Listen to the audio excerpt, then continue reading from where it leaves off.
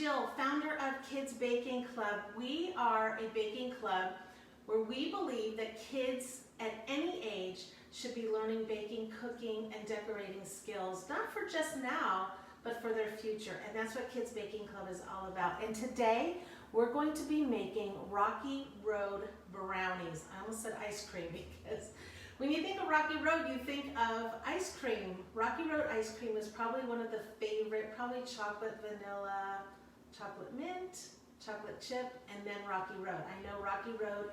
Now Rocky Road ice cream is really a mixture of chocolate with marshmallows and more chocolate and then usually peanuts or some type of nut swirled in it. It's almost like a s'mores in ice cream, but today we're going to make them into brownies and they're going to be delicious. Are you ready to get started? Okay, so for the ingredients for this is, it's kind of weird, this recipe. So you're going to bake brownies and then put those in the oven for about 20 minutes. But then at 20 minutes, you're going to take that pan out with your parents' help and you're going to put the Rocky Road topping on that. And then you're going to put it back in the oven, and that's going to bake for about 5 minutes till you start to see the marshmallows get a little brown and the chocolate chips melt a little bit. So you guys ready to get started? Okay, so let's just do the topping first. We're going to set that aside. Then we're going to make the brownie batter. And if you go on our blog at kidsbakingclub.com, you'll see this printable recipe, and you'll see there's the topping mix, the 3 ingredients, and then there's the batter. So there's 2 bowls that you need for this recipe. So the topping is basically 1 cup of chocolate chips and 1 1/4 cups of mini marshmallows, and then peanuts. So I kind of thought these peanuts were a little too clumpy big. So what I'm going to do is I'm going to put them in a bag. Sometimes you buy them a little bit more crushed, but when I bought them, they were a little more whole. So I'm just going to put them in a little bag. And this is always fun for kids. It does make some noise. And you can take the back end of a glass or use a roller and just kind of chop them a little bit. One of the nice things is then you're going to get more peanuts spread around. Not too much. You don't want them crushed. You just want them maybe halved a little bit. And this is a quick way to do that. And now that I did that, I'm going to open my bag and dump those in. Okay? And then just stir this up. And that is going to be the topping of your brownies. Does that look amazing? All right, we're going to set this aside. Now we're going to go on to making the actual brownie batter. And that is going to be 1 stick of softened butter. Remember, softened butter is when you either let it sit out for about an hour or you have to microwave it for about 5 seconds to get it soft. You can see as I touch this, it's a soft pat of butter. Okay? And this just makes it easier to actually mix real quick. Set that over there. And we're just going to cream this for, I don't know, 10 seconds. Trying to get the air into it. And we're going to add 1 cup of sugar. 1 cup of sugar. This recipe will make about 16 Rocky Road brownies. All right, now we're going to take 2 eggs, and I had let these sit out at room temperature also. So I let them sit out for about 20 minutes. I'll put 2 eggs in. Oops. And we're going to stir that up.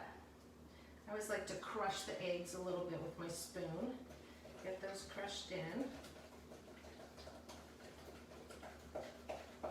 And then 1 teaspoon of pure vanilla extract. If you don't have pure vanilla extract, you can omit this. It's not that important. And I'm just going to pour a little bit in there. Whoops. Only because I forgot to put the teaspoon right here. Yeah, so I've been baking long enough. Actually, people laugh at me because sometimes I don't measure at all, and it's really important to measure in baking. But I've done it for so long that I kind of even know, like, what is a teaspoon, what's a half a teaspoon, and as you become expert bakers, which is what I'm hoping you're going to do, you'll learn that too. Okay, so here's a trick so that you do not have to get another bowl for all your dry ingredients. So it's 1/2 cup of flour. I'm not going to stir, I'm just pouring it in. Then it's 1/2 cup of cocoa, and I'm using Dutch processed cocoa, but you can use the dark chocolate cocoa too. And then, again, I didn't stir it. And then it's 1/2 cup. Did I say 1/2 cup? Do not put 1/2 cup. 1/2 teaspoon. Oh my goodness. Ah. And we're just gonna sprinkle that over that. 1/2 teaspoon. You would have a very fluffy brownie if you had put 1/2 cup of that in there. And what I'm gonna do is just move those around. I'm just gonna kind of, you can see I'm just mixing the flour and the baking powder before it hits all the liquid. And what that does is it makes sure that that baking soda just doesn't get stuck in one spot in the liquid, which is what it would do if I had just started mixing. So now that I have it like this, now I can stir it. And this is going to be our brownie batter. We're going to, and I just did a volcano there. I always forget that cocoa is kind of hard to mix into things because it's got a lot of oil in it. And you have to really mix. There we go. So I'm using an 8x8 square pan. You can use a 8-inch round cake pan, but you do want to make sure that you either have it greased, use parchment paper, or use nonstick spray, because this brownies will stick to the sides. And you don't want that because you want to get every little morsel out, right? All right, so now you're going to take your pan and you're going to put this in. You want to heat your oven to 350 degrees. Pour that out. That looks so good. Now remember, you're going to be putting your other topping over it when it gets baked. So I'm going to use this spatula because look at all that batter. That's like two brownies right there. So I want to make sure I really scrape it. Okay, I'm going to spread this all out.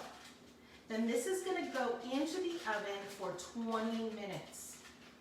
And then after 20 minutes, I'm going to take my topping and I'm going to sprinkle that on. So after 20 minutes, I'm going to take this, I'm going to pour it on top. And then that's going to bake for another 5 minutes. And then you pull it out. So thanks for joining me today. We are going to be doing so many fun baking. We don't just do sweet recipes, we do savory recipes too, and then obviously our decorating as well. So, all right, thank you for joining me today. All right, thanks for joining me today. All right, these need to go in the oven.